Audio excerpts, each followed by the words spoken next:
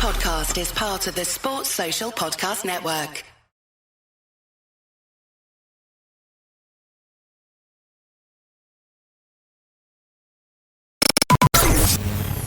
No brakes. No brakes. No fear. No fear. The official British Speedway podcast. Welcome along to this week's episode of No Brakes, No Fear, and there's been plenty going on in British Speedway to talk about. We've had clubs leaving the league, we've had riders moving teams, and we've had Wolverhampton opening a sizable 13-point lead at the top of the Premiership after a superb bank holiday double win over Belle Vue Aces. That wins the meeting for Wolverhampton. There's no way back for the Belle Vue Aces now. It is 2 wins in one day. We'll hear from Brady, Kurtz, Dan Bewley and Luke Becker following those meetings. My special guest this week is Speedway writer and publicist Phil Lanning, who himself has been chatting with new Glasgow Tigers signing Tom Brennan, who's unfortunately had to depart the Eastbourne Eagles. Phil also has huge family links with Eastbourne, who announced that they're withdrawing from the rest of the season following financial issues, and we'll talk more about that situation at Arlington. Plus, we've got Jason Crump, who gives his thoughts on his return to Speedway in 2021. We'll also hear from Berwick's Leon Flint, Ipswich's Chris Louis and Danny King, Sheffield's Simon Stead, and much more to come over the next hour or so here on No Brakes, No Fear. No brakes, no fear. The official British Speedway podcast. So, lots to get through, and we'll look back at that bank holiday double header between Belle Vue and Wolves shortly. But first, to welcome our guest this week, it is someone who is no stranger to the likes of the Speedway Star and even this podcast, in fact, with regular interviews. He is Phil Lanning. Welcome along, Phil. Hi, Ian. How are you? Yeah, good, thank you, and great to have you back with us once again. There's lots to get through. I know the Eastbourne situation is something that you really want to talk about because that's very close to your heart, and we've got your interview with Tom Brennan to come soon as well. But before we get into the Wolves and Belle Vue situation in more detail, what's your take as a journalist on where we're at with Speedway so far into this season now, at the point where we're at now? Things hotting up in both leagues. It's very close, both in the Championship and in the Premiership as well. There's still quite a bit to race for, particularly in the Championship League, and must be great for you as a Speedway writer with lots of things going on at the moment. Yeah, there's the two leagues are very close, and I think the playoffs are going to be very hard to guess, and that's how we like it. You want unpredictability. I think the Premiership, you'd probably make Wolves slight favourites, I think. The Championship, Paul look favourites to me, but over 2 legs, anything can happen. And I think that's really good for all of us. I think we don't want anyone running away with it, or some team that are just dominating, which we've had from year to year now and again. But that's very healthy, and I think it's very exciting for the fans coming into this last section of the season that really is going to be, it's going to be tense, and I think I don't think anyone's going to have an easy ride, put it that way. And I think it's been like that all season. I think the Premiership's been extremely tight all season, which has been really good. And I think the whole story with Peterborough has been phenomenal. I love the Dad's Army. I love the fact that Dad's Army are really sort of making sure the rest of the league don't like it up them. Well, speaking of that Dad's Army, they are the only team who can stand in Wolverhampton's way now and deny them that league leadership ahead of the playoffs, because following that double win for Wolves against Belle Vue on Bank Holiday Monday, it's just the two of them left really in terms of finishing top of the table. And 2 wins for Wolves on the day, and the score the same both times, 49-41 twice. It was, couldn't have gone any better for Peter Adams' men, could it?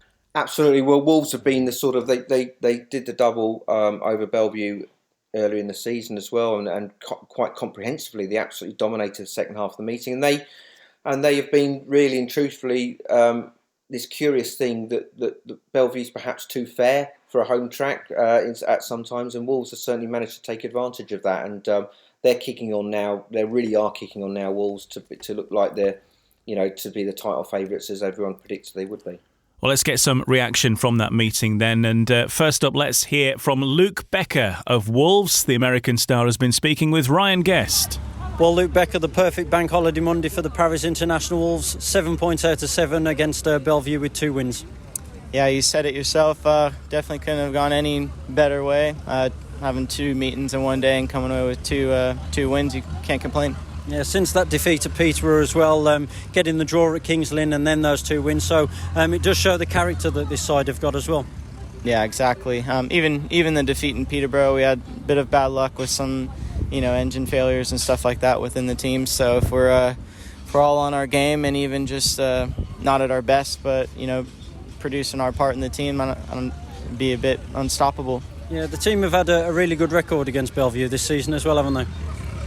Yeah, it's crazy to see. I only did one other year with Wolves, but it seemed like every time we gone there, we were getting struggling a bit, to say the least. But luckily we're turning around.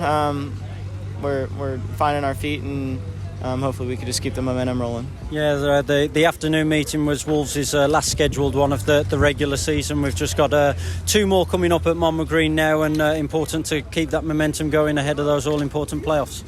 Yeah, we've been doing awesome at home this year so far, so we can't really complain, but at the same time we don't want to get ahead of ourselves, and just got to keep our foot on the gas. Yeah, the confidence in the team is clear for everyone to see, but when you look at some of the results, it's not as if Wolves have had a massive win for a long amount of time, and must feel as if something special must be around the corner now.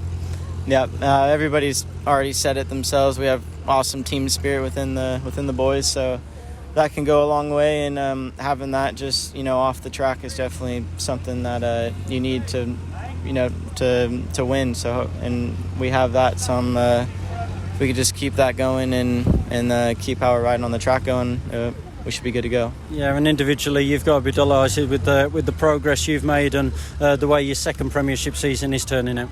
Yeah, after having a year off due to COVID, it definitely wasn't something in my plans, and this year's been going really good. I can't complain. So I just soaking it all in, trying to just be a sponge and soak it all up and then gain as much experience as I can. There is Luke Becker, known as the Sponge, predicted to have a big future by Peter Adams. Another rider who has already been through the Peter Adams School of Speedway, of course, is Ty Woofenden, and Ty has been helping out Dan Bewley quite a lot this season, and certainly has improved his game, you'd have to say, over the course of 2021. And whilst it was a disappointing evening for the Belle Vue Aces at Wolves on Monday, in fact a disappointing day for Belle Vue Aces, of course, because it didn't really go to plan, taking no points from the 2 meetings, but Dan Bewley did score 15 at the National Speedway Stadium and then 13 around Monmore, which is not a bad day's work for him personally. Let's hear from Dan Bewley right now, speaking with Ryan Guest. Yeah, it wasn't what we wanted, we came in looking at this and we really want to get 2 wins just to show what we can do before the playoffs. But we all had some good races, just not good meetings, so 2 defeats, but we all had some highlights, just not consistently. Yeah, like you say, it must be a frustrating one, because obviously Belle Vue have shown what they can do when everyone clicks. But like you say, with the playoff spot already cemented, need to really start building some momentum sooner rather than later. Yeah, and it kind of looks like we're pretty weak at the minute, but I don't think that's the case. I think Lemo was saying this is our worst away performance, so we've been pretty good on the road, and I think if we came back here we'd do better. So. We can just kind of pray we score some more points, and but I'm pretty happy with how everything's going, and I think we're pretty strong no matter what. Yeah, from within the camp itself, does it certainly feel as if there's still plenty more to come from the Aces in that business end of the season? Yeah, for sure. I think hopefully we step up when we get there, but I think on a personal note, I'm pretty happy with how I've been riding, and the last few weeks have been fun. Just we haven't been winning, so it's a bit of a mixed emotions, but the rest of the boys feel good, and they feel like they can turn it around. So Yeah, there's certainly a rivalry developed with Wolverhampton over the last couple of years. One rivalry that's existed for years and been renewed this year is that against Sheffield. A trip to Alderton on Thursday, lost by 2 last time you were there, and then back at the National Speedway Stadium against the Tigers next Monday. So 2 tasty clashes to look forward to now.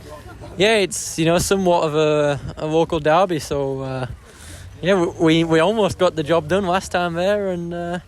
I think hopefully we can get it done this time. We ain't won for a while, so it'll be good to turn it around. There's Dan Bewley there speaking with Ryan Guest. As I say, it was a decent day on Bank Holiday Monday for Dan Bewley personally, with the amount of points he got, 27 points I think it was across the 2 meetings, which is not to be sniffed at, of course. It was the Wolves who came away with the spoils. Let's hear from another of the Belle Vue riders right now, because our own Phil Lanning has been chatting with Brady Kurtz, and this was ahead of the fixture earlier in the day at Belle Vue. Just chatting with Brady about his season so far, really, riding for Belle Vue, and also a little bit of insight on a new signing for Glasgow Tigers, who's coming from Poland. You'll hear that mentioned at the end of this. Here's Phil with Brady Kurtz. Is there something about Belle Vue which is fairly unforgiving, this track? Because you can, 1 minute, for every rider I speak to here will have the same opinion. 1 minute you can go out and be a world champion, and you can go out in the next race and it's a completely different setup, and it can be very difficult to sort of mentally to deal with that all the time. Probably kind of. I think you could. It's definitely a track that everyone can go fast on, that's for sure. But I think speed hasn't really been my problem. I've just not been making starts here for one reason or another. But I haven't really been going that good on any of the tracks, to be honest. So I can't really just blame it on Belle Vue being not a good home track. But I definitely enjoy riding here, so it definitely makes it better when you enjoy where you ride. So we'll see. I've still got a few meetings to go. So. Has it been a big divorce for you coming away from Paul, where you were so familiar at, to come to another track? And we had the pandemic, and has it been like resetting again? Is that maybe part of the reason why it's taking you a bit of time to get adjusted, maybe? Yeah, possibly. I spent the whole of last year only riding out in Poland, and now that I've come back, I've remembered how different it is to race in England, and that might have played a part in it. But it doesn't matter what the reason is. I need to fix it, and I need to get some points on the board. So we're definitely working hard for it.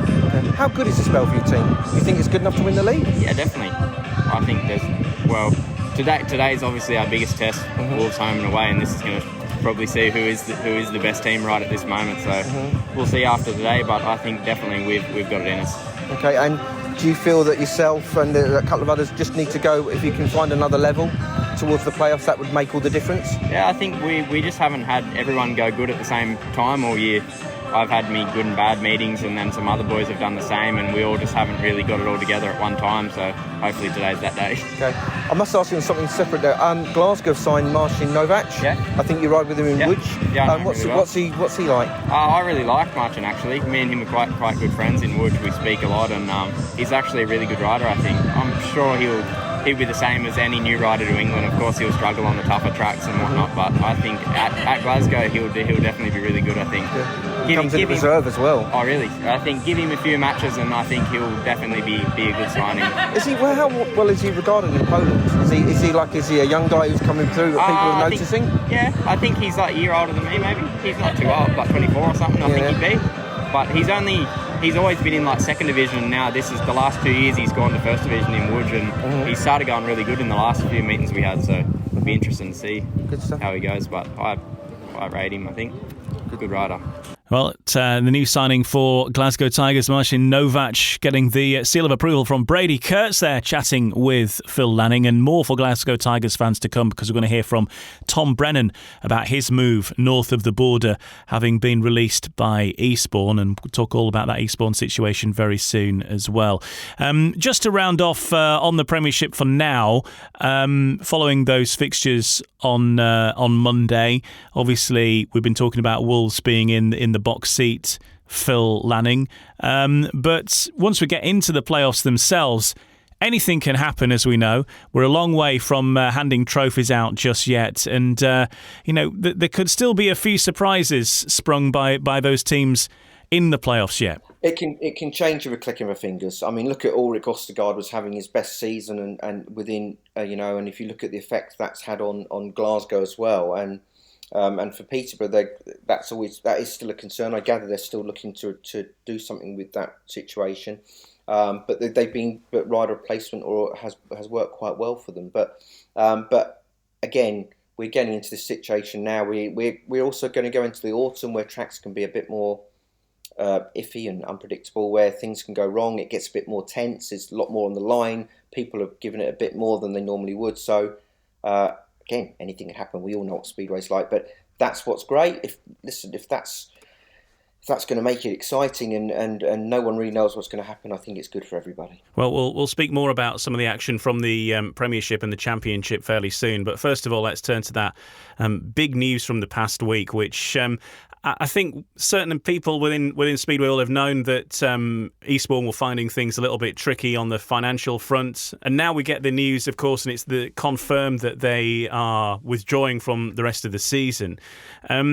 First of all, from your point of view, Eastbourne is a club very close to your family's heart because your dad was involved a couple of times in the late 60s and through the early mid 70s at Eastbourne as a manager there, and to see a name like Eastbourne, which has really been one of the oldest speedway names in Britain, really from 1920s, one of the first real clubs I think to be formed.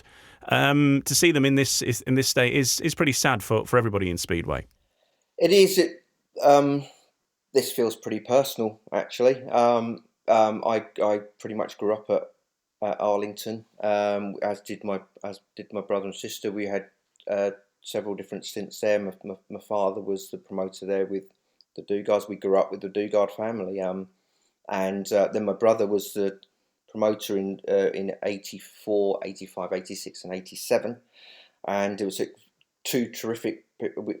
We look back on the times with Eastbourne with as our best times in Speedway, but Eastbourne is like the bedrock of British Speedway. I mean, it's arguably the greatest conveyor belt of talent that's come through from when the junior track was there, and that's what makes it so hard to accept. Because and just the hope that it can come back in 2022. I hope this is a blip rather than anything permanent. Right now, the biggest difference right now, the Eastbourne have had moments of vulnerability in the past, but one big difference now is that the sad passing of Bob Dugard in 2018, and Bob was always the person who bailed it out. It was always his train set. It was always his place. That was his playground, and it was his love. And they've all been involved. All the Dugard family have been involved for so many years. Right from Charlie through to Bob. Charlie, and then obviously his son Bob, and then Bob's brothers John and Eric, and then there was Bob's sons Martin and Paul, and their son Martin's son Kelsey and Connor, and now Martin's stepson Tom Brennan. I mean, the family tree is phenomenal. It's an incredible dynasty there, and to see it in this situation is really hard to take. And it's ironic that it's the first Dugard. It's not been running the club when it's got into this situation. But this is a club that's born superstars: Gordon Kennett, Dave Jessup, Mark Laram, Martin Dugard, Colin Richardson, Lee Richardson, Neil Middleditch. So it's very important. It's part of the fabric of British Speedway, and I sincerely hope that it can come back from this. It's always a worry. I think there's always a worry, and then there's the negativity surrounding a club closing in a season as well. I don't think Speedway appreciates sometimes how damaging that is. That to some people that can look like the whole of the sport has closed down, not just one club. The same effect at the start of the season with Somerset and Swindon. So all we can hope for is that Speedway comes back in 2022, and that there's a passion from the people who own the stadium, which is Margaret, Bob's wife Margaret, and his brother Eric own the stadium. That there's a passion for them to continue it, and that there's someone can come in who can run the Speedway and make it profitable. What's gone wrong here, Phil, do you think? What's the issue at play? I mean, we're hearing about financial problems, but is there more to it than that? What was the series of events that led Eastbourne to this particular situation, as you understand it? Like most of these situations, there's probably a combination of factors. I think Eastbourne, there was an idea apparently that when Martin Dugard and Connor Dugard ran it on a level at the National League, up until 2019. It was up until 2018, and it was the outgoing costs matched the income from crowd sizes, and it was a very tidy little industry, if you like, which sort of was comfortable, and they made it work. I think it was never appreciated that it wouldn't work in the Championship. It was the decision to step up clearly was based on, again, only what I'm told was based on the fact that Lakeside and Rye House had closed, and they would pick up fans from the clubs which had closed. That doesn't tend to happen in Speedway down the years. I think with other clubs who've gone with that theory, and the numbers didn't stack up, and so those supporters didn't come, or certainly not in the magnitude that was hoped or needed, and therefore it remained imperative that it was marketing money that funded the club to bolster the income which was needed to fund the extra cost involved in Championship Speedway. And I think that's where the pandemic took its bite, because obviously there was no marketing. The first budget that was cut from every single company anywhere in the UK, or maybe in Europe or the world, the first thing that went was marketing, or people paying for sponsorships, etc. So any hope of gaining that sort of revenue was gone in the click of a fingers. Like most, everyone else in any other industry has found the same thing. So the combination of those two things and were obviously too big a burden to overcome. Someone can. I haven't seen any spreadsheets, and nor do I want to. But it seems like the cost of the riders was quite high, and that was ultimately the thing that why the riders haven't been paid, and that's the thing that hurts the most. I think is that there's that the riders who put their neck on the line haven't been paid, and that's a hard thing to swallow. And I hope that the riders can sort that out somehow. And to be fair, Ian Jordan I think he's come out yesterday and said that all outstanding monies will be paid, and I hope that's honoured. I think Ian he's always struck me as a very honourable man, and I hope that comes good. And I feel sorry for the stress that it's involved, and ultimately the biggest people who suffer are the fans, because Eastbourne fans have been strikingly loyal over the years, and for them to lose their club suddenly like this is, and it is. I'm an Eastbourne fan, and always have been, and they are. There's a couple of clubs in my life which are close to my heart, or two or three clubs perhaps, and Eastbourne's one of them, and it's properly heartbreaking, and for those poor people who can't go to see their speeder at a weekend, it's hard for them. With your sort of fans hat on, but also knowing what you know about Speedway and how it's run and the business side of it and your general involvement around the sport, what do you say to those fans who believe that maybe other clubs, maybe British Speedway as a whole should have, quote, done more to save Eastbourne? Because that's not really sort of how the organisation's set up with the best will in the world, is it? I mean, what do you say to those fans that believe that not enough has been done to prevent this happening? We can all be opinions, and we can all be a chairman, and we can. It's like being England football manager. It's all easy. It's easy when you sit on your settee at home and go, well, I could have done that, and I would have done this. But the one thing you can't do, you can't predict the future. You can't actually physically deal with everyone else's businesses as a chairman of the BSPL, and you can have the best will in the world and look and see, well, but if you can worry about things, but if you've got the promoter of Eastbourne and says, well, we're fine and we're okay and we've got this, we've based our business on this or whatever, even if you question on that, you have to take their word for it, and you can't. It's a bit like the in football. I mean, the non-league football had problems last year during the pandemic. I think Dover went to the war, and there's other. In the best will of the world, in a sport which is swilling with money, they still have their problems. And Speedway, you just cannot see what's around the corner all the time. You can't. Rob Godfrey isn't Mystic Meg, and nor is anyone else from the directors. And yes, they have their faults, but on this occasion, I think that to try and keep a lid on all of those promoters and all of those clubs is an impossible task. And all you can hope for is that all of those different businessmen can manage to keep things together. And on this occasion, and we are in extraordinary times, and this is always going to be a difficult year, and that's been the main. I think that's probably been the major problem. If you look at the other clubs that have found difficulties, I think the pandemic has probably been the underlying thread of all of these things. Well, we wish everybody at Eastbourne Eagles all the very best, and here's hoping that we see them back in action next season, bigger and better in 2022. For the short term, though, the riders are free to find alternative clubs, and a number of them have already been signed up around the place, and we'll run through those in a bit more detail soon. But the first one, of course, is Tom Brennan, who moves to the Glasgow Tigers for the remainder of the season. Now, We've had Tom on this podcast before. He did a whole episode, and you can go back and listen to that, actually, because some of the stuff he's talking about and the work he puts in, I've mentioned it before, but it's impressive to hear, and such a wise head on young shoulders. And I think, if he keeps going the way he's going, he's in for a good career, and there's no limit to what he could potentially achieve in Speedway.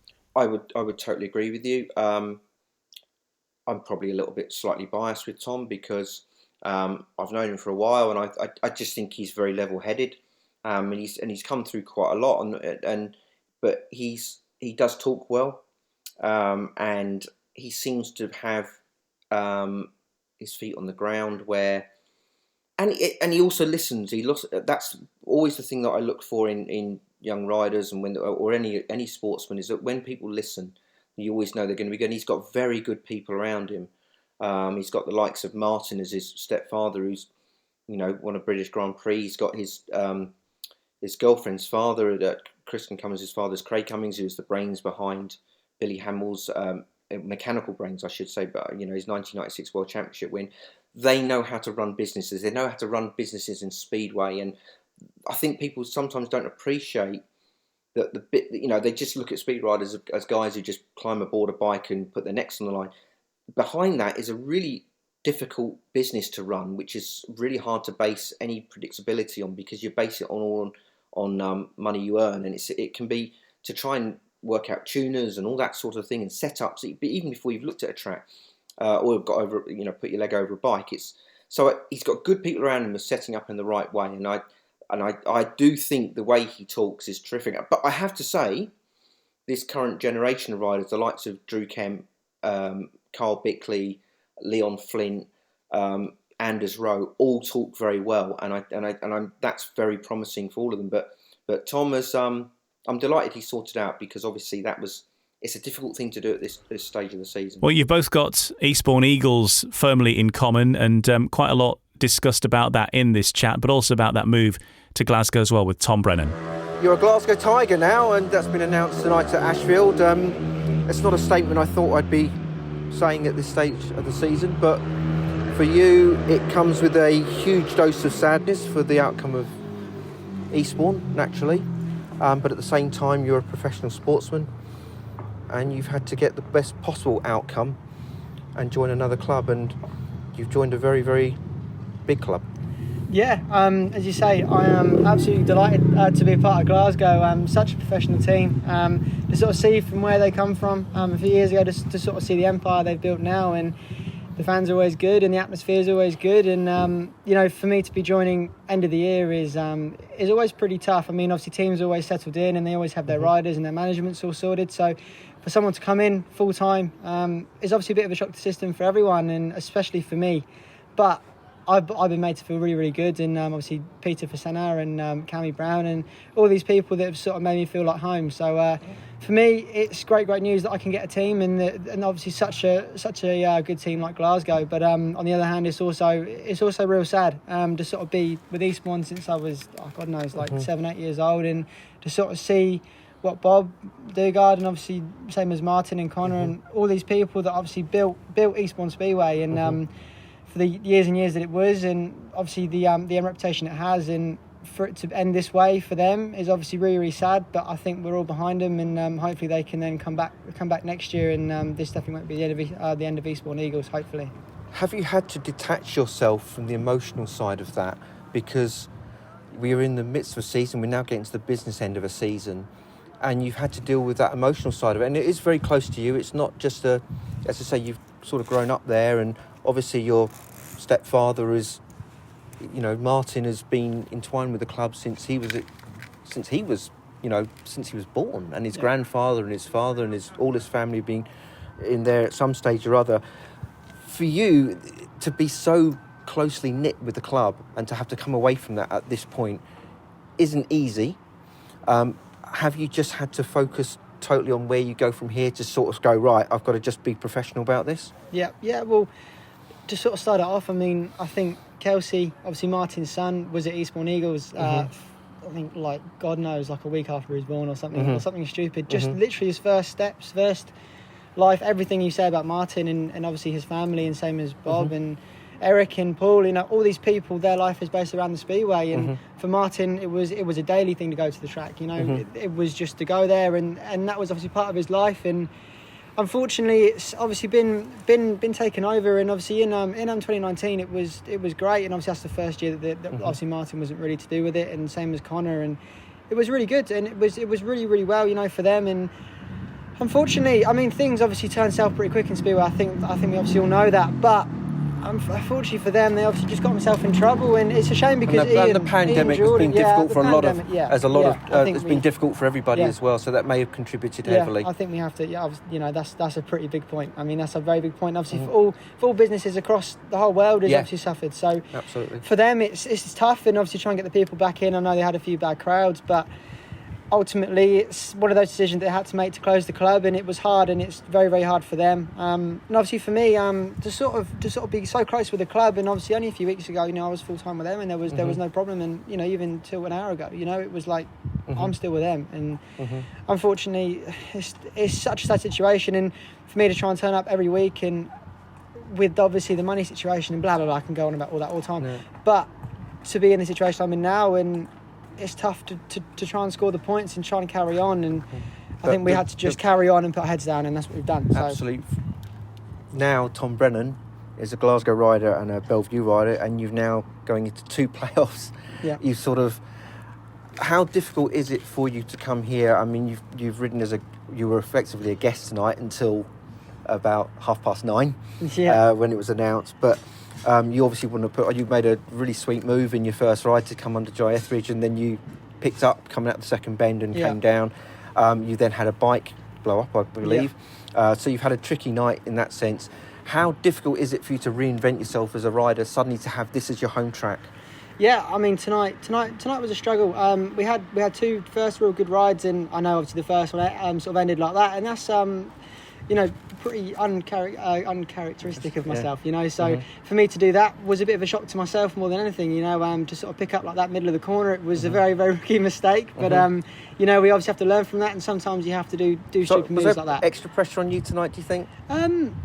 Yes and no. I mean, yes, because obviously I wanted to do the best for Glasgow as much as I could, but at the same time, I have to treat it as sort of every meeting as I do, and I've been pretty busy recently, so everything has been Speedway, and I think tonight sort of opened my eyes to I need to sort of have a little bit of a break from that and try and sort of enjoy racing a little bit more.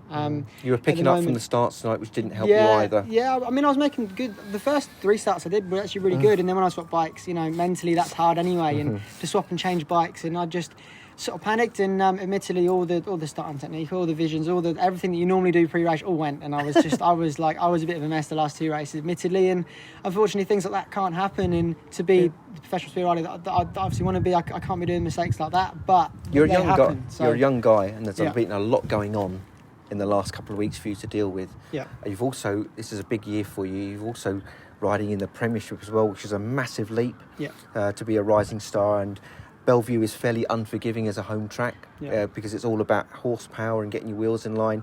You've probably, be fair to say, struggled a little bit more at home than you have away from home, strange enough.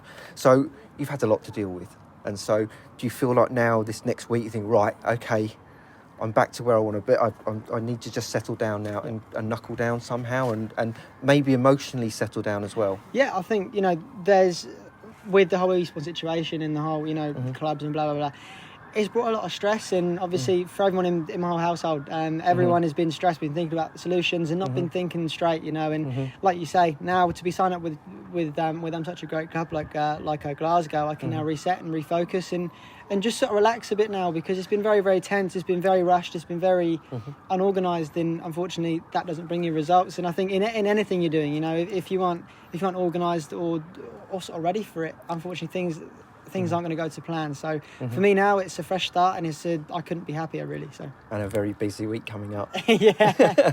Well, busy's good. Listen, thanks for your time, and congratulations on the move. Thank you very much. Cheers. And there's Tom Brennan speaking with Phil Lanning. All the very best to Tom on his new life in the Championship with the Glasgow Tigers. And it's going to be a busy week for Tom, kicking off life with the Tigers with a trip to Poole Pirates later this week. That's going to be on Friday. And then on Saturday, they're racing at Leicester, followed by a match on the Sunday at home at Ashfield against Scunthorpe. So 3 meetings in 3 days. On the back, of course, doing the double header on Monday with Belle Vue as well. So busy time, and then Belle Vue back in action again on Monday, racing against Sheffield. So yeah, he's going to be a busy boy this next week, is Tom Brennan. There's been further signings though across British Speedway, largely as a result of the events involving Eastbourne Eagles. We'll run through some of those moves with Phil Lanning in just a few moments, and we're also going to hear from Jason Crump very soon as well. So lots more on the way here on No Brakes, No Fear. No Brakes, No Fear. The official British Speedway podcast. I'm Ian Brannan. Great to be back with you once again on this official British Speedway podcast, No Brakes, No Fear. Now, if you haven't liked or subscribed to our podcast feed yet, make sure you do that on whichever app you use, whether that's Apple Podcasts or Spotify or one of the other many hundreds that there are. So many to keep up with. But if you like and follow us, many of them work that if you do that, it makes sure that you get the episode definitely every week, and you don't have to kind of refresh your app. So that's what it does. Certainly with Apple Podcasts, it's worth doing because it makes sure it'll download it for you. So do that, like and subscribe. It's totally free. It doesn't actually sign you up to anything apart from just making sure that the podcast turns up on time, really. So if you could do that, that would be fantastic. And leave us a review if you wish, as long as it's a nice one. But anyway, let's crack on with what we've got next here on No Brakes, No Fear. Hear from Jason Crump very soon. But on the subject of team changes that we were talking about before with Tom Brennan, we heard all about the Eastbourne situation. Glasgow have made another big signing as well, and there's been quite a bit of news for you to get your teeth stuck into, Phil, with various team changes happening, some of which are being a result of riders being available now because of what's happened at Eastbourne, and some other teams looking to fill slots as well ahead of the playoffs and transfer deadlines and so on. So lots for you to get your teeth into. Absolutely. I mean, Glasgow have had an incredible 72 hours, quite frankly. They've they lost Craig Cook on Thursday with his personal issues, which I'm delighted he took a break with, because Craig has spoken quite eloquently in the past about his health issues and his mental health issues, and he's right to do that. And I think we're seeing that more and more in top line sport, that people are appreciating that this is not, this is the hidden worry of sportsmen and anyone in any walk of life. So I'm delighted he took a break. So Glasgow lost him on Thursday. They then beat Berwick. They then revealed Tom as a signing, and then pulled a real rabbit out of the hat on Saturday by bringing in Marcin Novak, Polish rider from Łódź, and dropping Justin Sedgman. And I think that's a hell of a gamble at this stage of the season. I think Glasgow appreciate that. The trouble is the marketplace, and this is where it's become very, very, from a journalist point of view, it's great. We get new things to write about, and it's exciting. It's a bit like the transfer deadline day in football. You expect to have Jim White on there wearing yellow and shouting and screaming, and Harry Redknapp talking out of his Range Rover car window about who's turned up at Carrington and all these things. For Speedway, this week has been the closest we've probably ever got to that, at the expense of Eastbourne, sadly. But my concern is there's a little bit of a worry that suddenly we've got and Speedway it's become a growing trend that this has happened. That there's riders are getting treated a bit like 0-hour workers, and that's a real concern because they put their necks on the line, and but to some of the stuff where they're getting dropped at a drop of a hat is a bit concerning, to say the least, and unfair on lots of them. But the marketplace changes, and once one team does something and it changes the strengths of teams during a season, then the others don't have promoters. And people can complain about promoters and say, oh, well, they do this and they do that. But the trouble is with social media is that the pressure from fans, if they don't get a result, or if they see other team signing a bigger, better rider and making them stronger, promoters then look at their social media the next day thinking, crikey, we're not going to get a crowd next week unless we get a better team because they're going to get fed up with us or whatever. So it's a really tricky situation. A lot of these decisions now, the worry now as we come into the playoffs is that it depends who's been the most savvy in the transfer market almost with picking up which Eastbourne rider. And obviously Redcar picked up Louis Kerr and Plymouth have picked up Richard Lawson and Tom Brennan has gone to Glasgow. I gather that Drew Kemp is going to probably get fixed up as well. But those clubs, it's going to make it, listen, for the clubs, for the fans of those clubs they've gone to, it's a whole breath of fresh air. It's someone else to support, which is great. The challenging thing for me personally is the people who have lost their jobs. So I think there needs to be some sort of protection for riders. Somehow, right from the off of the season, there needs to be some sort of transfer window where riders aren't just swapped willy-nilly like Smarties. But, at this point, it looks like the playoffs are going to be really exciting because we've got some really strong sides now.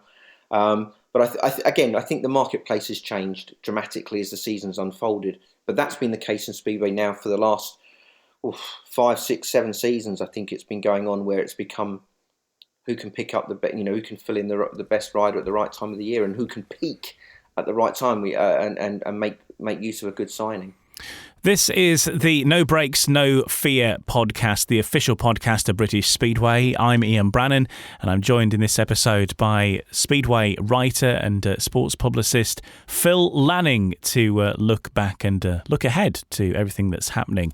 And next, we're going to turn our attention to someone who Phil is very familiar with, a very close friend and someone who's been involved in this guy's career for many, many years indeed. He is Jason Crump, and unbelievably it's taken until this stage of the season for Jason Crump to actually appear on this podcast, even though we discussed him in the very first episode with Chris Louis. And Chris Louis was telling us the story in episode 1 about hearing the rumour that Jason Crump was thinking about getting back on a speedway bike again and coming back into the sport. And the deal was done for him to arrive. Of course, COVID happened. He should have been here in 2020. That was delayed to 2021. And finally, he's here and he's been racing for the Plymouth Gladiators and, of course, the Ipswich Witches. And let's find out about how Jason Crump feels his season has gone so far. He's been speaking with Ryan Guest. Well, Jason, obviously 2021's been your return to Speedway and British Speedway. How would you sum it up overall? The last couple of weeks have been not so bad. Obviously, being injured, at the end of May and missing the whole of June and July was pretty crappy. But, I'm starting to get back into the swing of riding now and, going okay, having a bit of fun. Obviously, if you can win some races, it's more fun. Yeah, I was going to say that was always the expectation as well. When you have been away from so long, always going to be difficult. What have the main differences been that you found? Do you know what? It's difficult to say because obviously, as I said, I'd done 4 or 5 meetings before I was injured, and I actually felt like I was just starting to get going. I'd had a couple of decent meetings for Ipswich, and unfortunately a lot of the Plymouth ones have been rained off at the start of the year, so I didn't get to ride for them very much. But it's when you miss 2 months and everybody's riding in the early part of the season, especially when you've had some time off, it's difficult to get back into the swing of it. But definitely just getting the mindset into being a speedway rider again is a little difficult, but it's been fun. It's been enjoyable. There's been moments that have been very disheartening. I've had a few bad meetings where I've got 2 or 3 points, so they're disappointing. But you kind of go home and have a sleep and wake up and refocus for the next meeting, and it's all fun, or it should be anyway. Yeah, I was going to say, with obviously everything you've achieved in your career, how difficult have those meetings been to take? Yeah, difficult, and I think what you've achieved before is irrelevant. You're judged on every race and every meeting that you go in for the result that you get that day, and that's definitely the case for me now. Yeah, looking at the two clubs, been a tough one for Ipswich in the Premiership. Obviously going to need to rely on other results and get a lot of wins on the board in these closing few weeks as well to get in the playoffs. I think we're done, actually. I think mathematically we're done, but again, I feel for the Ipswich supporters and fans and promotion, because the couple of meetings before I hurt myself, I got 13 at home against Sheffield, and the week before I got 8 from 4 against Belle Vue, including a last, and I was kind of just finding where I wanted to be, I felt. So disappointing for them, and obviously disappointing for Plymouth as well.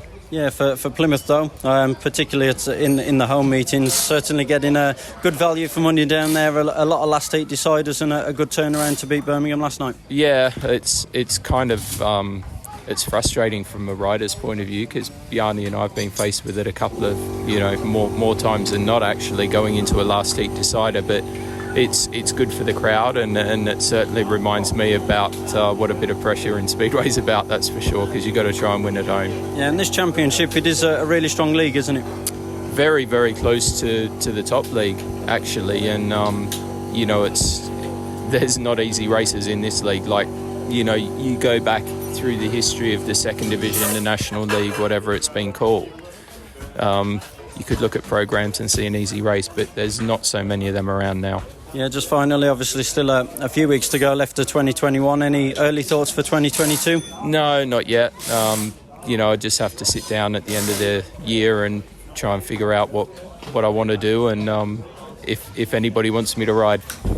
It was a surprise, I think, that he was going to be racing again, and obviously this was a surprise from last year, really, that was put on hold, and there was always that risk that it wasn't going to happen, but it has happened, and he's come back into Speedway after quite a time out, having retired and then unretired and got back involved. Phil Lanning is our guest in this episode. Phil, you know Jason Crump as well as anybody does. Were you surprised to see him get back involved in Speedway at such a level in the Premiership and in the Championship, having previously retired? And what do you think the motivation behind it was? Yeah, I mean, I worked with Jason from 1997 to when he quit in 2012, and I know him extremely well. And Jason never does anything by halves. And if Jason Crump feels he can do a job, he'll do the job, and he knows himself better than anybody else, and always has done.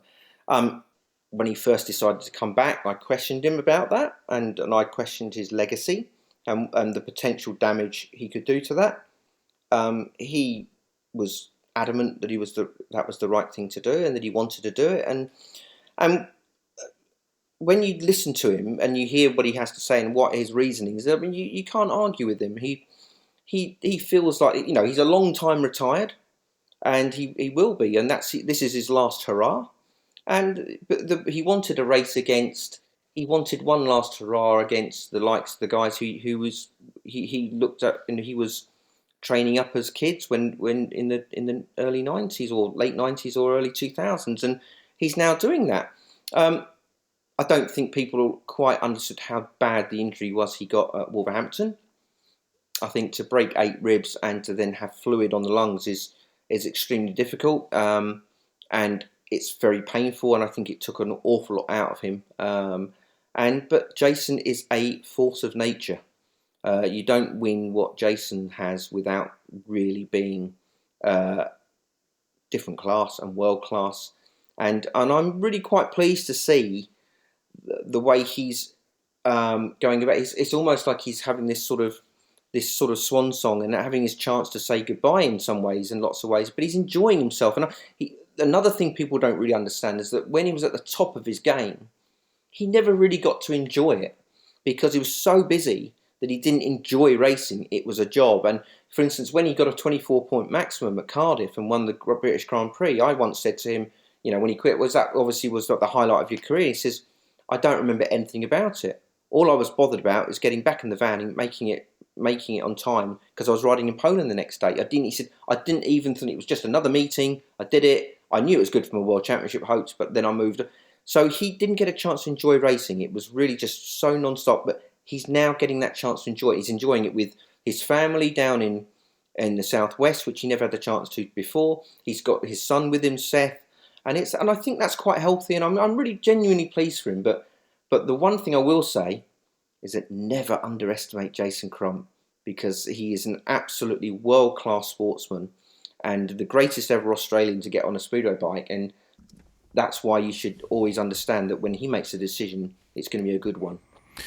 Given that, you know, how long we've had to wait to see him finally make his appearance back in British Speedway again with the pandemic delay, if you want to call it that. When he got that injury against Wolves, did you think that potentially that might be it? That we wouldn't see him back, or he wouldn't be the same again after it? Because, you know, it was a bad injury that kept him out for quite some time. I was never worried about Jason as much as the injury, because he's done worse, and he's won world titles with an arm in a hell of a state in 2009. But my biggest worry with him is that Jason was riding for two clubs where they really missed him when he was out. And Jason is very committed, very passionate. He's always, and one great thing about him is, and I'm not just saying this because I've known him, but that Jason's always given 100% for every club he's ridden for. He's never ducked, even when he's been in the middle of winning a World Championship season. He still turned up at Belle Vue or wherever, and he still, you know, went hell for leather. He never sort of knew when to knock it off or just to protect himself to win a World Championship. Where he never did that. He always gave it for everything for his clubs in all three leagues. And the one thing about him is that he was passionate about the fact that he wanted to do well for Plymouth and he wanted to do well for Ipswich, and he was aware of the fact that his absence was costing both those clubs, giving them a really big problem because guests were unreliable. It was maybe affecting crowd sizes, and he'd made a commitment at the start of the season to give it everything for those clubs, and that worried me that he would maybe rush back, and I think that's what probably pushed him to come back a bit too early. And we saw him on Eurosport where he looked very uncomfortable in the home meeting with Wolves, I believe it was. And that's when you sort of go, look, sometimes it wasn't about whether Jason was fit enough, it was because he was desperate to get back and do a job for those clubs and those fans, which he'd sort of, by signing at the start of the season, he'd sort of committed to them and said, look, I'm going to give it everything. But, you know, as you said, he's eventually come back. It bit him a little bit when he came back a bit early. It was going to be a sore one, but now he's settled down. Jason kind of needs a whole season. He needs a big long run of meetings to really sort of get himself going and to get himself race fit again. And he's been denied that so far. But I still think Jason is a 9-point man in both divisions. And as soon as he's up to speed. Well, it was great to hear from Jason Crump, and coming up in the next part, we're going to hear from his boss. We'll hear from Chris Louis on how Ipswich season's actually panned out, and it looks like things are pretty much all over bar the shouting for the Witches after defeat to Sheffield Tigers last week. Pretty much makes things impossible for Ipswich to qualify for the playoffs now. But more on that, we'll hear from Danny King and Simon Stead as well. Plus, Leon Flint, who was in action for the Berwick Bandits and had a bit of an unfortunate end to his evening and certainly affected the scoreline. Anyway, more on that on the way here on No Brakes, No Fear. No Brakes, No Fear. The official British Speedway podcast. Welcome back. I'm Ian Brannan and joined by Phil Lanning. Now, last week, Sheffield Tigers had their biggest home win of the season against the Ipswich Witches on Thursday. Tigers were in determined mood, and we will hear from the Tigers team manager Simon Stead in a few moments. But that result makes it very, very difficult indeed, nigh on impossible for the Ipswich Witches to qualify for the playoffs in the Premiership. Let's hear from promoter and also all-round British Speedway legend, of course, Chris Louis, who's been speaking with Ryan Guest. A tough season for the Witches after what was such a bright start back in May. Yeah, I was happy with the team that we built at the beginning of the year, and we just had a week from hell, really, losing 3 riders, and it just unsettled us, completely. And the changes we made, I think with the right changes, but we just never really got it back together, and obviously Jason, we sort of lacked the number one all year, and that's no slant on Jason. I think he was going to fulfil that role just, literally the Thursday before he got injured at Wolverhampton. He'd sort of got it all together, and I think without that injury he would have, I'm not suggesting he would have scored himself sort of 13, 14 points every week, but I think he would have been the double figures that we needed week in, week out. So yeah, just a catalogue of things, and just to rub salt into the wounds. Obviously, Craig's going through a bad time right now, so obviously we wish him all the best, and it's just another thing in a bad year, really. Yeah, and obviously if next Thursday does turn out to be the last home one, it would be nice to end what's been a difficult spell, because the Foxhall results have certainly been disappointing, but if you could go out with a win against rivals Peterborough, it would be at least nice to take that for the fans. Yeah, it's been our home form that's been the difference between particularly us and Sheffield, obviously, for that 4th spot. We've picked up points away from home, and a lot of the times we've actually performed better away from home. So it would be nice to finish with a win, particularly against local rivals Peterborough. So they're a strong side. They're obviously been at the right end of the table all season long, and they're just a team of riders that actually ride Foxhall very well. So it's probably even though we got fairly well hammered last week against Wolverhampton, this is probably an even tougher test. Ipswich promoter Chris Louis speaking with Ryan Guest after Ipswich's big defeat against Sheffield Tigers.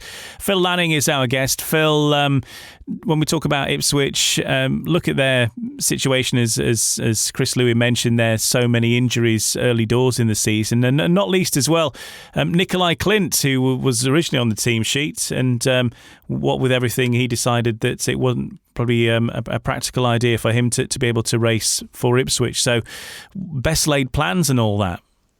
Yeah, as we said, Speedway can change in the blink of an eye. I at the start of the season, I probably looked at Ipswich and thought they're quite a solid side.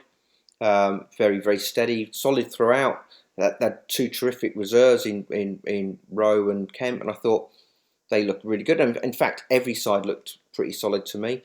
But they had the heart ripped out of their side, I think, in the space of a week. I think they had injuries to Heat, Stewart and to Jason. And when you've got to rebuild your side in the middle of a season, it's very, very difficult. And then you've got to bring in 3 guys who've got to come in and do a job.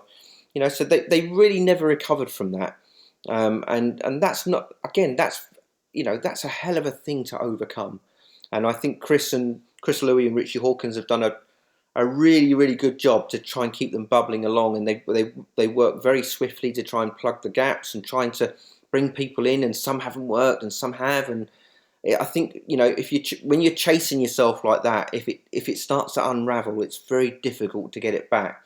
The fact that they've remained competitive is a credit to the club, and I still think that I still think they've got on paper they've got a club and a team that can do a very good job, and some days it just doesn't click, and sometimes you can't put your finger on that. Well, it was a tough night for the Witches. There were positives. Top scorer for the Witches was Danny King, who's also been speaking with Ryan. Well, Danny King, we're speaking after the defeat at Sheffield. Not mathematical, but more or less does end Ipswich's playoff hopes for the year. Yeah, it's it's always going to be tough when we get to the position we're in. Even if we won all our meetings and got maximum points, Sheffield just have got so many meetings in hand. It's going to be tough. So it is disappointing, but we just have to keep pushing on. We've still got 2 meetings left, and it'd be nice to finish on a win. Yeah, it must leave you scratching your head, because the start of the season the team had, it was such a positive thing, wasn't it? Yeah, it was. We've just been a victim of the injuries, really. We lost 3 riders in 3 weeks, I believe it was. And we just never really recovered. We finally got Jason back, but I think it's probably a bit too late, really. The damage was done, and as I say, we never really recovered from that early setback. So you have years like that. It is a shame, but we certainly won't give up. As I say, 2 more meetings to go. Yeah, the home form in particular has been disappointing. Of course, you want to be winning at home, but it's everyone's losing at home, as Sheffield themselves. They've lost twice at home, but it's just unfortunate for us. We can't seem to stop that rock, and as I say, it's really important we finish on that win. Yeah, and it would be nice as well. Obviously, Peter are an informed side right now, really going strong, and obviously are rivals of Ipswich as well. Definitely, Peter. They're a fantastic side. They're so solid. You've got Hans Anderson at reserve, and it's certainly not going to be easy. But we won't give up, and we're going to go down swinging for sure. Yeah, and for yourself individually, how would you sum up the whole season? On a personal note, I've had a fantastic season. It's been great. The year out last year was tough, and I was desperate to get back, and I really enjoy my speedway again, and it's just nice to get back to some sort of normality. So personally, I've got to be pleased with my own form. There's Danny King speaking after that defeat for the Ipswich Witches, all but ending hopes of qualifying for the playoffs. What about the other side, though? A few weeks ago, Simon Stead was lost for words, really, with how things were going at Oleton in particular. But what a difference a couple of weeks makes. And now Sheffield with their biggest home win of the season. 52-38 the final score against the Ipswich Witches last Thursday, and he's been speaking with Ryan. Well, Sheffield Tigers team boss Simon Stead, biggest victory of the season, much needed as well. Yeah, we were desperate for that, but it was just a really dominant team display. For one reason or another, we've never really had all the boys firing at once, and I felt like we were solid in every single department, which has made the difference. Yeah, made the difference indeed, and because of the opponents as well, that adds an extra importance to the victory as well over Ipswich. Yeah, well, we spoke about that before the start of the meeting, the importance of this fixture, and set us up ready for an important run now. We need to gain some momentum, and if we can carry on riding like we have done tonight, then we'll be a force to be reckoned with. Yeah, like you say, not exactly mathematical, but it would take a whole string of bizarre results. And like you say, that's what the side needs, especially with a lot of home meetings coming now. Yeah, you can't afford any slip-ups, Ryan. We've had 2 of those already this season. We can't afford any more. So a really dominant home display tonight was a good way to set us up for the next part of the season, if you like, and one that's really important. But I feel like we're gaining momentum and riding better as a team right at the right point of the season. Yeah, successive meetings coming up now against the Belle Vue Aces, starting here next Thursday at Oleton against them as well. And if it's anything like the clash earlier in the season, then a mouth-watering one in prospect. Yeah, it will be really good, but it will be difficult. We know that the opposition ride this track very well. We know that we will need to be riding at our best, but if we can continue riding how we have done tonight, then I believe we'll get a win, but we will need to ride well. And next up for Sheffield, it's Belle Vue twice. First of all at Oleton on Thursday, and then the return back at the National Speedway Stadium on Monday night. And that will be the featured match on Eurosport, Belle Vue versus Sheffield, next Monday on Eurosport. And 2 fixtures there, certainly the picks of the week, you'd have to say, and starting with that one at Oleton on Thursday. Definitely. I'd certainly pay to watch Dan Bewley versus Jack Holder, and they're really the next generation, hopefully, of Grand Prix riders as well.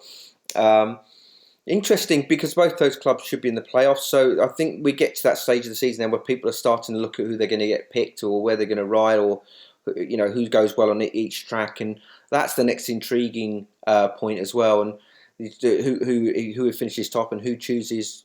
Who do Peterborough choose or who do Wolves choose? I mean, it's a really, really fascinating thing. And sometimes, league championships can be decided about who you ride against, not about actually how you do when you ride. That decision to make, and when you've got that first pick, it's a hell of a responsibility. So I think there's a lot of that will go on now as well. And again, it's great to see the War of the Roses, and I think Peterborough obviously will be fancy their chances at Ipswich, but. Again, now that a lot of these teams will sort of be eyeing up where they're going to go best at. Well, before we go, I want to bring you a story and something that we've been mentioning throughout this episode, and Phil's mentioned it a few times, that Speedway can change in the blink of an eye and certainly can bite you on the backside when you least expect it. Spare a thought for Leon Flint on Sunday, racing for the Berwick Bandits against the Redcar Bears at the Media Prima Arena. The situation was Heat 15. All Berwick had to do to get that vital first away win of the season on their last away trip was to avoid conceding a 5-1. And Leon Flint was in second place for that whole race, coming out of the final bend on lap 4. The finish line's in sight. He clips the fence, falls off, tumbles over the finish line, but allowing Michael Palm-Toft and Charles Wright through for a 5-1 to the Redcar Bears, meaning that the meeting was drawn. You couldn't make it up, could you? Anyway, he's been speaking about that incident with Ryan Guest. Well, Leon, Berwick so close to an away win on Sunday. I know you were involved in that Heat 15 as well. Just talk us through it. I know you were pretty devastated after it. Yeah, unfortunately we've not picked up an away win, and Sunday was our last chance at it, and I think we was leading just about the whole meeting, and we needed a second place to secure the win, and I was in second place for four lap, three and a quarter, but yeah, I put my heart on the line. It's my local club, and even just a normal meeting like that meant so much. I just gave it my all them 4 laps, and unfortunately just hit a bit of a berm that was created, and just got sent. But yeah, all okay after it. Just probably my pride, and Yeah, like you say, quite visibly gutted. I know it still hurts a little bit to talk about it after, but like you say, just because it's your boyhood club, what it means to you as well, you wanted to give the fans something to cheer about, because it has been a tough season for the Bandits on track. Yeah, I mean, don't get me wrong, any club I'm riding for, I'd do the same. But yeah, obviously Berwick holds a quite close part to my heart, but just the fans, we've not been able to give the fans too much to cheer about, and if we was able to go out with a win, I think that would have made them very appreciative. But it's Speedway, and I'm sure I'm going to have plenty more moments like that in my career, so there's no point dwelling about it. Go and put it right tonight. Yeah, still a chance to give them something to cheer about in terms of home wins as well, starting with Kent on this Saturday. Yeah, there's no, like I say, there's no point dwelling on what happened. We'll still be looking to put up a good fight, and like I say, give the fans something to cheer for. Just a quick word on the challenge from last Saturday as well. Obviously, Berwick are quite active in trying new things. What was it like to be involved in? It was different. It was really good fun. I think it's what we needed before Redcar. We it sounds a bit unprofessional and stuff, but even after the race, we was pulling each other's cutouts out, kicking each other, and yeah, I think it was just good for the fans to see not only like really good racing, but just to have a bit of a laugh, take the seriousness away from it. I think that probably some of the best racing we've had there this year, because we all know what each rider likes to do, what lines they like to ride, what the weaknesses are. So I do think there was some good racing, and like I say, I think everyone had a laugh, and I know all the boys did. So yeah, I mean, I've already said I think we should end off the season with a meeting like that. But yeah, that's not up to me, that's up to the bosses. But yeah, like I say, hopefully end off the season on a high, and look forward to getting back to Sheffield. Okay, there's Leon Flint, who's speaking after that meeting against Redcar. It was 45 all. So close to getting that first away win of the season. And of course, that's their last away trip of the season. So not to be for 2021 for the Berwick Bandits. For the Redcar Bears, though, they move forward to the playoffs, you'd say. I think you'd be fairly confident that the Bears should make that now, Phil. And still quite a lot to play for in the Championship. And it really could go either way in that league. I think the Championship has been such an intriguing league this year, and I think if you look at the way the top six are lining out, I know that obviously the latter places or the last places yet to be sorted out by a long chalk, and obviously with Eastbourne's results being expunged from the records, it's suddenly changed everything all over the place. And but all of these clubs, I mean, Poole for me are the favourites, I think, and the way that they've got the strength right the way through the order, but they've been beaten at Berwick, and they've they've not had it all their own way. All of the clubs have had iffy results at some stage or other. Even Leicester got beaten at home by Poole. Glasgow have lost at home to Edinburgh. Edinburgh have lost at home to Glasgow. So it's been a strange old season. And Poole for me again are just slightly ahead of the game. And certainly with Benjamin Masso coming in, he looks dynamite. And it's Poole for me, but that's by no means a given that they'll go. I mean, because it's going to be, again, all these things are over 2 legs, and they're all going to go into different meetings to decide this. And I think it's going to be very, very tense. And I love this. I think this bit, I genuinely love the playoff situation. I know people go on about saying, oh, it was better than the old way, and all. I think coming to having that way that it always comes to a big finale is a really, really exciting way, and it's really good for both leagues to have that it comes down to a final, because that's what we want to see. We want nail biters. Absolutely. Well, let's have a look at some of the fixtures coming up over this next week then in the Championship. And on Wednesday, it's Birmingham versus the Poole Pirates. And we've got Edinburgh versus Birmingham on Friday. And the same day that Poole take on Glasgow. That's a big one right at the very top there. Redcar taking on Kent, and Scunthorpe versus Leicester. And National Development League have got Belle Vue versus Mildenhall. And then on Saturday, it's Berwick versus Kent, Leicester versus Glasgow, and Berwick versus Kent in the National Development League following the Championship fixture. And then on Sunday, we've got Glasgow versus Scunthorpe in the Championship. And then we've just got the Premiership matches to run through, and Ipswich versus Peterborough, Sheffield versus Belle Vue, and then all 6 Premiership teams are in action on Monday, which is going to be a feast for the eye. The pick of which will be Belle Vue versus Sheffield, and that's the one that's going to be on Eurosport. Peterborough versus Ipswich, and Wolverhampton versus Kings Lynn also in action. But a big night on Monday night. They're all 6 in action, and we're looking forward to some more thrilling action at the National Speedway Stadium between 2 teams who've got two of the top riders, actually, with, as we mentioned, Jack Holder and Dan Bewley, the current top 2 riders in the averages, facing off against each other around the National Speedway Stadium. That's going to be a great one for us all to be able to see on the TV, and of course in person if you can make it as well.